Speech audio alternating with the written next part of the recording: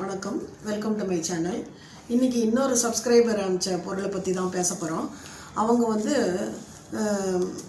Herbal napkin அது தயார் பண்ணுறாங்க. அவங்க அதை அனுப்பிச்சிருக்காங்க.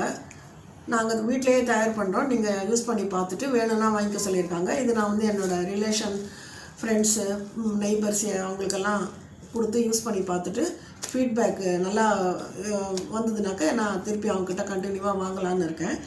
அப்புறம் இது ஆர்கானிக் சோப்பு, அலுவேரா சோப்பு, பாத் சோப், ஆர்கானிக் ஐட்டங்களும் அதுவும் அவங்க தயார் பண்ணுறது தான். அதே மாதிரி ஹேர் டை ஆர்கானிக்காக நாங்கள் தயார் பண்ணுறோம்.